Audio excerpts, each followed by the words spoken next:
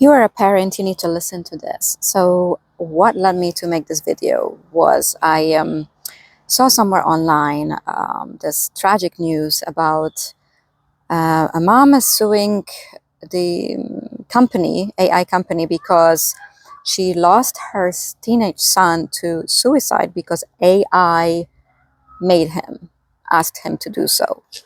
And I looked into it, and it just made me it's sad to, you know, to realize what kids are dealing with in this day and age. So I really, really want to make it a priority to raise awareness. Children are really important to me. A lot of you know that I used to, well, first of all, I have my own daughter. I used to be a stay-home mom, and then I was a preschool teacher, nanny. So children have been a very important part of my life. I only have one daughter, but I did make a decision at one point in my life that I will treat children as if they were all my own, because ultimately they are God's children, right? But anyway, so my point is I wanted to make mission. It is my mission, one of my mission, to raise awareness in regards to the children's well-being, and to share with you what I see on a daily basis. So one important factor that you guys need to know as parents, that suicide rates have gone really, really up since COVID, right? A lot of kids are dealing with way more issues since COVID. So social media, loneliness, trying to fit in, school, music, there's a lot. Okay, there's a lot going on. So my point with this video, I don't want to make it too long. I feel like I need to make multiple videos to raise awareness about this, is that the importance of the emotional well-being of your child. So what does it mean? It's really important for you to not only put attention on the academics. You know, most parents are busy. They're struggling themselves. They're busy trying to make money and just dealing with life in general. So typically, you know, a lot of parents are both working and trying to keep up with everything. So just what I highly recommend is to always make room for the emotional well-being of your child or children. Make it a priority above and beyond the academics, because you could have a kid who's, you know, looks on the outside, he's doing really great in school, but internally he could be struggling. And God forbid, you might not realize this until it's too late. You know, just like this parent. Yes, she's suing the company, but sad and unfortunate, she won't get her kid back. So I am a huge preacher about prevention is always better than cure. Knowledge is power. So people, educate yourself. Do whatever it takes to prevent a situation before it's too late. Like I was saying before, I've seen kids in my work suicidal at the young age of 6, okay, 6 years old, because there was one situation, one example I'm going to share. This boy had suicidal thoughts because his football, wherever you are, if you're in Europe, it's football, soccer in the US, his coach was bullying him. And so then he started developing suicidal thoughts. He didn't want to be, you know, he felt useless at the age of 6 years old. So I wanted to bring it to your awareness. Okay, there's a lot of this happening, more than people realize. So please wake up. Please be present to your children. Please make it ahead of your career and the academics and their sports. Make it a priority. And a few tips I want to share here, but I will go deeper into this in different videos, so I don't make this one too long. Number one is keep lines of communication open. So create a safe space where your child or children can come to you, can open up to you and tell you everything. All right, they can come to you, they can trust you without you being judgmental.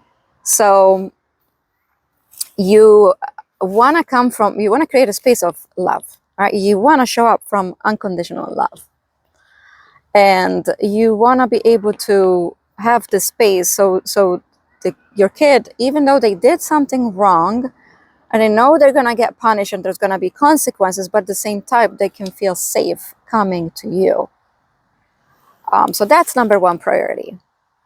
Number two, understand that you want to grow emotionally together. You want to evolve your emotional intelligence together. So you want to understand that your children, they want to be heard. They want to be heard. They want to be treated like humans, okay? Just because they're young. They want to be heard. They want to be seen. And most importantly, they want to feel loved. They want to feel that they are enough. The number one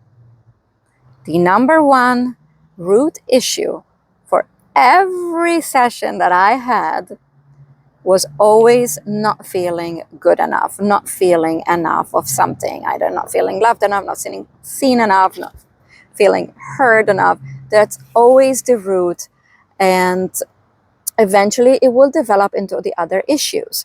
It will develop into depression, anxiety, addictions. So, but the root, when we go back to the scenes, always gets to, I don't feel good enough at some point. Okay, so you want to avoid that. You want to make sure that your child feels good enough, no matter what the grades are, no matter how they're doing in sports, no matter what, your number one priority, and emphasize this, your responsibility is that your child feels good enough, feels loved. Okay? Do not project your own issues, your own inner child issues on your children. Because what happens is generation after generation, parents pass on their issues. So it is time for us now in this present time that we're breaking these generations. We're breaking these chains. And each one of us taking responsibility for our own issues so we are not passing them on to our children. Okay, so it's super, super important. So creating a line of communication, safe space, no matter what. Always, like every day, be present, no matter how busy you are. Make time for your kids, quality time, okay? Your children, let me tell you this. Your children are not going to care or remember about the material stuff when they're gonna grow up. All the presents that you buy them, all that nonsense, they're not gonna care. What they're going to remember is you being there for them, your quality time. They're gonna look back and they're gonna remember the feelings, the connections. How do I know this? It's because for each session that I've given, every person that I've seen, we do inner child work. We go back to 3 scenes to when they were a kid to get to the root of the issues. And emotions come up, not presents. Okay, not material stuff that you give them for Christmas and birthdays and spoiling them with stuff. Yes, that's nice, great, but not a priority. That stuff doesn't come up. What they're gonna remember is your presence, the emotional connection, is that you were doing your best for them, that you're there, you're making time for them, that you make them, what they're going to remember and value the most is that how you make them feel. So if you as a parent have not addressed your inner child issues, your shadows, your demons, make sure you're handling that. That is your responsibility. Don't walk around every day carrying all this burden and projecting it to your children subconsciously, because energetically, you might not realize that. But these programs are being passed on to your children. So lead by example.